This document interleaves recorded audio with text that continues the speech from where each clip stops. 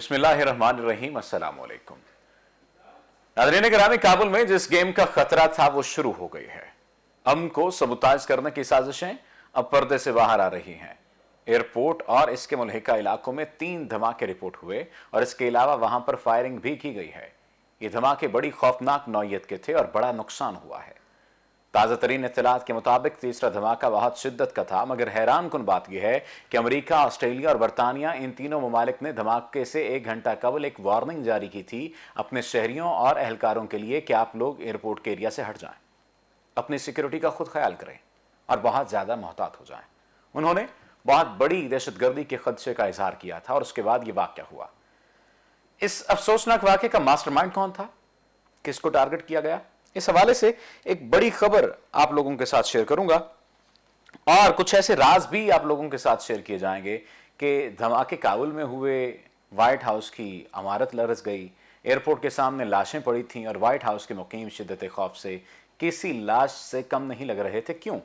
कुछ ऐसे राज, कुछ ऐसे खौफ हम आपसे इस प्रोग्राम में शेयर करेंगे कि सुपर पावर किस तरह बौखलाहट का शिकार है और दुनिया पर जुल्म और सितम करने वाले ये दरिंदे अपने ही साए से डर रहे हैं।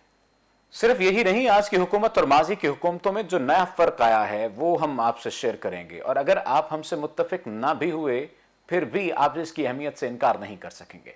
आज का प्रोग्राम इंतहाई अहम है, हमारे साथ रहिएगा।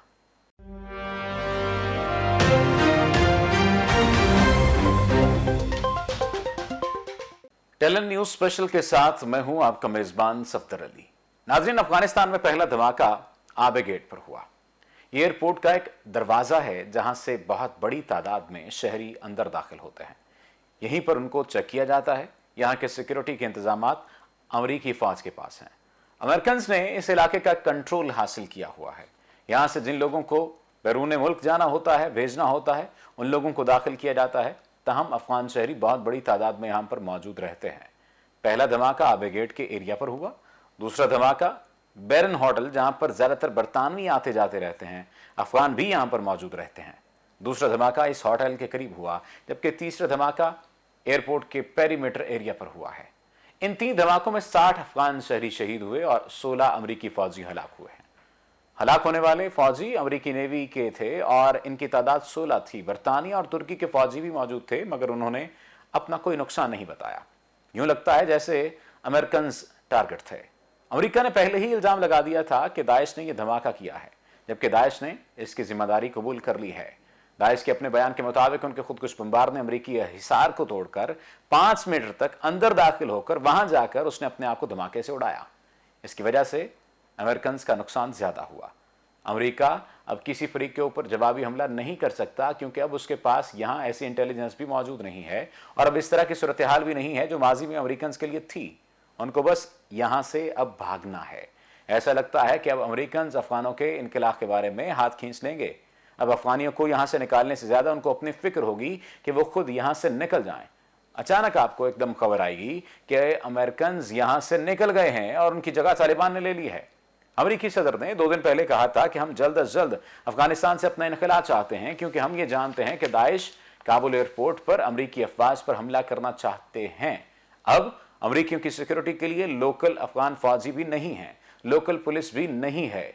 या तो ये जल्दी भाग जाएंगे या तालिबान के साथ अपनी बातचीत बेहतर करेंगे कि आप आकर निजाम संभाल लें, हम निकल रहे हैं, और आपको एकदम पता चलेगा कि सारे के सारे अमेरिकन निकल गए हैं।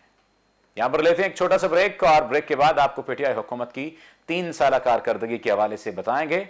हमारे साथ रहिएगा।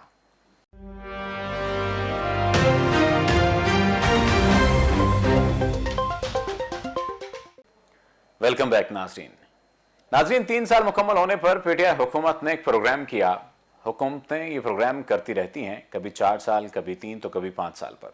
अगर हुकूमतें ना करें तो मीडिया ये प्रोग्राम्स करता है, अखबारात और बाकायदा आर्टिकल छपते हैं, बहुत सारी तफसीलात उसमें लिखी जाती हैं। लेकिन इस मरतबा मुख्तलिफ क्या है, ये चीज़ें तो पहले भी होती रही हैं। क्या आपको लगा कि इस बार जो आपके पास है वो पहले नहीं था? जैसा कि मईशत माजी में भी ऊपर नीचे आती रही है, अब फिर ऊपर आती है, कभी नीचे चली जाती है। ये तो पार्ट ऑफ द गेम है। डैम्स माजी में बनते रहे, कभी नहीं बनते रहे। अयूब खान के दौर में बने, एक आधा और दौर है उसमें काम होता रहा, अब फिर बन रहे हैं। लेकिन ये चीजें तो माजी में भी होती रही हैं। तरक्याती मंसूबे कभी चलते हैं, कभी नहीं चलते। करप्शन कभी होती है, कभी कम होती है, कभी ज्यादा होती है, लेकिन खत्म नहीं हो रही। ये मसला अपनी जगह है और आज भी कोई दावा नहीं कर सकता कि पाकिस्तान से करप्शन खत्म हो गई है। तो ये भी कोई नई चीज नहीं थी। अमन अमान कभी बेहतर होता था, कभी बुरा होता है और आइंदा भी ऐसे ही होगा। तरक्की याफ्ता ममालिक में भी अमन अमान की सूरत हाल के लेकर हमेशा मसला रहता है। हमारा किसान क्या पहली दफा खुश हुआ? इससे पहले कभी खुश नहीं हुआ क्या? किसान को ये फवायद पहले भी हासिल होते रहे हैं, गरीबों को सस्ते कर्जे पहले भी मिलते रहे हैं, दिए जाते रहे हैं। ये कर्जे कभी नहीं भी मिलते रहे, कभी उसमें से लोग पैसा भी खाते रहे। तो ये भी नई चीज नहीं है। इंसाफ पाकिस्तान में पहले भी होता रहा, अब भी हो रहा है, ये भी मुख्तलिफ नहीं। तो इस सारी सूरत हाल में मौजूदा हुकूमत के 3 साल में मुख्तलिफ क्या है? या मुख्तलिफ सिर्फ एक चीज है, एक शख्सियत है जिसे इमरान खान कहते हैं। बाकी सब कुछ पहले हो चुका है, बाकी सब कुछ तकरीबन पहले जैसा है। कुछ चीजें थोड़ी सी मुख्तलिफ हो सकती हैं, लेकिन जो बड़ा फर्क है वो एक आदमी है, इमरान खान, जिसे अड़ियल कहा जाता है, जिसे जिद्दी कहा जाता है और जिसे किसी हद तक खतरनाक भी गिरदाना जाता है कि वो खतरनाक हद तक दलेर आदमी है, जो नतायज का नहीं सोचता, जो ठीक लगे वो कर देता है, फिर नुकसान हो या फायदा वो डटा रहता है उसके ऊपर। बाज़ औक़ात ऐसा होता है कि नुकसान हो जाता है, फिर भी डटा रहता है, फायदा होता है वो डटा रहता है। तो मुख्तलिफ आदमी है जो हार नहीं मानता। इंसानों की डिक्शनरी में सबसे बड़ा जुर्म भी यही है कि कोई हार मान जाए। हर जगह हर तकरीर पर वो बताता है कि हार नहीं माननी आपने। यह आदमी आउटसाइडर है, सिस्टम सबको कबूल कर रहा है लेकिन इस एक आदमी को कबूल नहीं कर रहा। इसके बावजूद यह आदमी रोजाना इस सिस्टम में नकब लगाता है, क्योंकि यह सिस्टम ऐसा है कि उसके अपने बड़े अच्छे साथी माफियाज का हिस्सा हैं। ताकतवर तरीन हुकूमतें भी कभी अपने दौर के अंदर माफियाज को हाथ नहीं डाल सकती थीं। यानी जो 2/3 वाली हुकूमतें थीं, उन्होंने भी अपने साथियों को कभी नाराज नहीं किया और उनके खिलाफ भी कभी कार्रवाई नहीं की, जैसी इसने एक कमजोर हुकूमत के साथ की। यानी अपने साथियों को नाराज किया, अपने इत्तेहादियों को नाराज किया, लेकिन कुछ चीजों पर समझौता नहीं किया। बदतरीन सियासी मुखालिफिन जो एक दूसरे को हमेशा करप्ट कहते रहे, चोर कहते रहे। पीपल्स पार्टी, नून लीग आपके सामने है।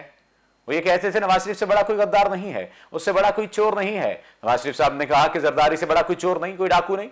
लेकिन ये लोग एक दूसरे को जेल में नहीं डालते थे, एक दूसरे को करप्ट कहते थे, साबित करते थे, जेलों में नहीं डालते थे। लेकिन ये आदमी बाहर से आया, इसने दोनों को पकड़कर जेल में डाल दिया, दोनों के साथ समझौता नहीं किया। यानी तारीख का सबसे बड़ा अपोजिशन का वो अलायंस बना जो इमरान खान के खिलाफ बना, और फिर वो अलायंस इमरान खान का कुछ नहीं बिगाड़ पाया।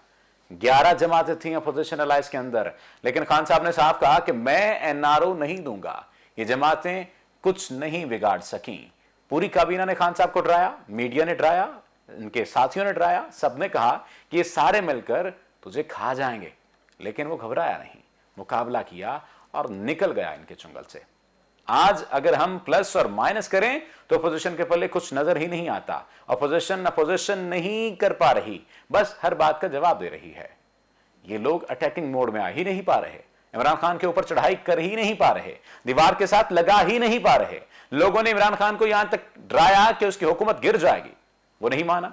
ऐसा लगता है कि ना अपना ख्याल है ना ही किसी और का, और एक ही चीज सर पर सवार है कि मुझे जो ठीक लगता है वो मैंने हर हाल में करना है। पाकिस्तान के हुक्मरान हमेशा मगरबी ताकतों को अपने ऊपर हावी समझते रहे हैं। हमारे हुक्मरानों को आदत पड़ गई है कि जो अमेरिका और यूरोप कहेंगे वो हमने हर सूरत करना है, आंखें बंद करके करना पड़े चाहे। और मगरिब को भी आदत पड़ गई है कि ये झुके हुए लोग हैं, इनको जो कहना है इन्होंने करना है। फिर एक दिन अचानक आपको आवाज आती है एब्सोल्युटली नॉट। सारे हक्का बक्का, मीडिया परेशान, दानिश्वर परेशान, सियासतदान परेशान, पॉलिटिकल लीडर्स बड़े खुश के अब ये गया, क्योंकि किसी को ये एतमाद ही नहीं था कि एब्सोल्युटली नॉट अमेरिका को कहने के बाद कोई आदमी पाकिस्तान में इक़्तिदार पर बैठा रह सकता है। ये वो कह ही नहीं पा रहे थे। माजी के हुक्मरान कभी स्टाइल के ऊपर सवाल ही नहीं पूछने देते थे। इमरान खान ने 2 टोक कहा कि मैं स्टाइल को हरगिज तस्लीम नहीं करूंगा। लोगों ने फिर टेलीफोन कॉल के ताने दिए कि टेलीफोन नहीं आ रहा, जो बाइडेन किस मुंह से कॉल करेगा। जंग हारे हुए सदर का फोन करना बहुत मुश्किल होता है। वो अमेरिकन का सामना नहीं कर पा रहा, उस इमरान खान का सामना कैसे करेगा जिसने 10 साल पहले कहा था कि जो बाइडेन आज यहां से इज्जत के साथ निकल जाओ बेहतर रहोगे। अगर मेरी बात नहीं मानोगे तो 10 साल के बाद निकलोगे और जलील होकर निकलोगे। अब उस इमरान खान को कैसे फोन करे कि यार आप जो कह रहे थे ठीक था, और मैं जो तजर्बाकार सियासतदान हूं अमेरिका का, मैं गलत था। आपके पास लीडर्स जब वोट मांगने आते हैं वो एक ही बात करते हैं कि हमें वोट देना, हमने बड़े तरक्याती काम किए हैं। अपने घर वालों को भी कहना कि हमें वोट दें, अपने रिश्तेदारों को भी कहना कि हमें वोट दें। लेकिन इमरान खान वो वाहिद आदमी हैं जो आप लोगों के पास आकर आपको कहता है कि सच बोलें, मेहनत करें, हार न माने, किसी को अपने से बड़ा ना समझें, एहसास कमतरी का शिकार नहीं होना, कभी घबराना नहीं है, गैरतमंद बनो। ये आपकी तरबियत करने के लिए आता है। ऐसी बातें क्या कभी आपने किसी सियासतदान या हुकूमत से सुनी है? ना नवाज शरीफ ने जलसों में खिताब के दौरान कही, ना ही जरदारी या बिलावल ने। इमरान खान मुख्तलिफ आदमी है। वह क्यों ऐसा करता है, क्यों ऐसा बोलता है? क्योंकि उसका सब कुछ पाकिस्तान में है, उसका जीना मरना सब पाकिस्तान से है और उसके तमाम फैसले हक पर और वक्त पर होते हैं, चाहे कोरोना लॉकडाउन हो या कुछ भी हो। इसके तमाम फैसलों से वतन की कामयाबी मुकद्दर ठहरती है। फैज थी राह सर बसर मंजिल, हम जहां पहुंचे कामयाब आए। उम्मीद है कि यह सफर इसी तरह से जारी और सारी रहे। उम्मीद है कि इसी तरह से वतन अजीज में तरक्की होती रहे, काम होते रहे। लेकिन एक वाहिद एलिमेंट जो मौजूद रहना चाहिए वो कौम की गैरत और हमीयत का है।